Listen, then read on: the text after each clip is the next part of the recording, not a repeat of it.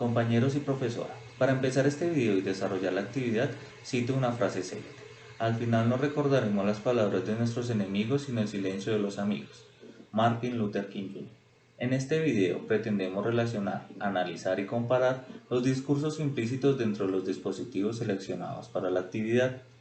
Estos dos dispositivos contextualizan el genocidio en Ruanda. Este genocidio fue el fruto de un enfrentamiento entre las etnias Hutu y Tutsi. Se calcula que entre abril y junio de 1994 murieron entre 800 y 1 millón de miembros de las etnias Tutsi. Fue una rápida y despiadada limpieza étnica en la cual también murieron muchos Hutus moderados opuestos a la matanza. Algunos de ellos escondieron familias Tutsis enteras en sus casas. El 75% de la población Tutsi fue asesinada en los primeros días de la matanza. El periodo de asesinatos masivos duró unos 100 días. El primer dispositivo a analizar es el testimonio de Immaculée Ilibagiza. Este relato es de una de las sobrevivientes del genocidio que nos permite ver las condiciones humanas vistas desde la superioridad que pretenden tener algunas personas, sociedades y culturas por la irracionalidad de un Estado incomprensible.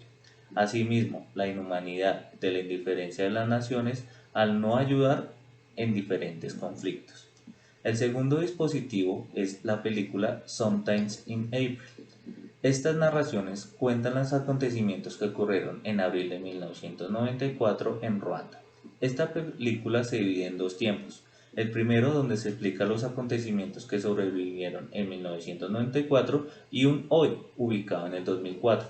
La historia se centra en dos hermanos, Agustín Muganza, que es un Hutu casado con una mujer Tutsi y los cuales tienen dos hijos, y Honoré Butera, el cual es un periodista de la emisora Radio Mil Colinas, el cual descalifica y amenaza a los Tutsi.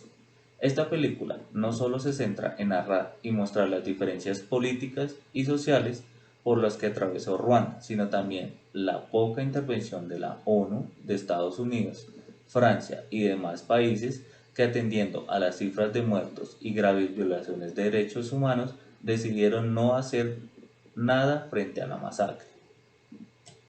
El genocidio ruandés tuvo motivación étnica y política, siendo el gobierno quien planificó todo. Esto vino tras una división racial que implantaron los belgas en la colonización de Ruanda. Para ello entrenaron y equiparon 30.000 hombres de las milicias Hutus. Se produjo cuando 2 misiles derribaron el avión presidencial. Este suceso fue utilizado por campañas para lanzar hordas de Hutus que se dedicarían a perseguir y matar vecinos o amigos o conocidos que ellos hubiesen tenido toda su vida, pero pues que fueran de la otra tribu.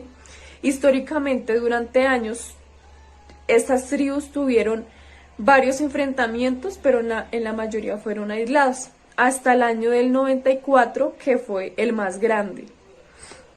El dispositivo Sobrevivir para contarlo de Immaculée Ilibagiza nos narra la historia de una joven que fue ocultada por un pastor junto a otras mujeres en el baño de su casa.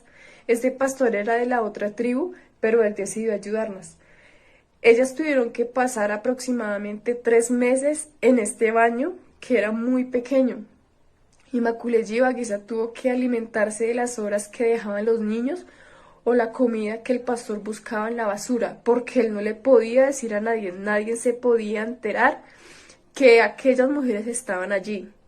La única comunicación que ellas tenían con el medio exterior eran unos radios en los cuales llamaban e incitaban a la gente a que buscaran a las personas de la tribu Tutsi, que podían hacer con ellas lo que quisieran, que no dejaran ninguno, que buscaran de rincón en rincón y que las asesinaran porque las tildaban de que eran cucarachas, de que eran gusanos. En esta situación Immaculée se llenaba de odio, se llenaba de ira, de sed de venganza, de que cuando ella saliera quería hacer justicia por mano propia. El tiempo fue pasando y un día entraron a la casa a buscar a ver qué encontraban. Con tal fue la fortuna que el único lugar que no buscaron fue en aquel baño. Tuvieron que esperar un tiempo mientras la situación del país se mejoraba y pues ellas pudieran salir y fueran libres. Y gracias a Dios esa oportunidad se les dio. Al salir de allí, Immaculée Yivaguizá visitó la que era su casa. Al ver que su familia, sus amigos, sus conocidos, todos fueron asesinados, ella no sabía qué rumbo tomar. Pero hubo una voz interna que le habló a ella.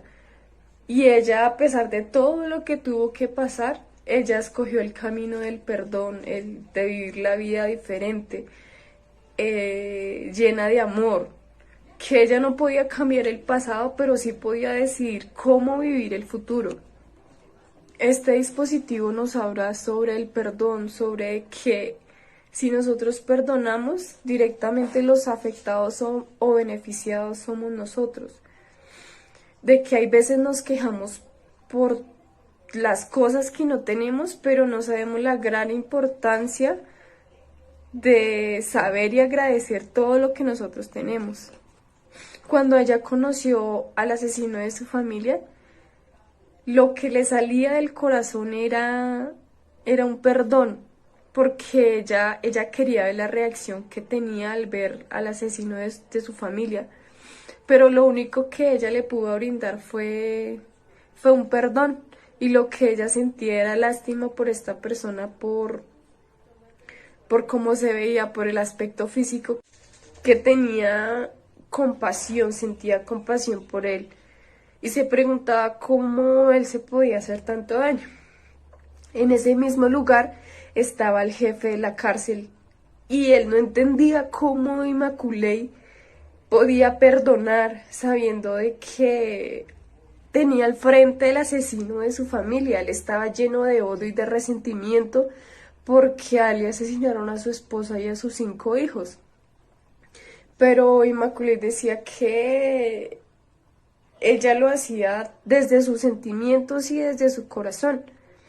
Ellos mucho tiempo después se encontraron y aquel jefe le agradeció a ella porque solo desde el perdón y solo desde la reconciliación él podía rehacer una vida nueva.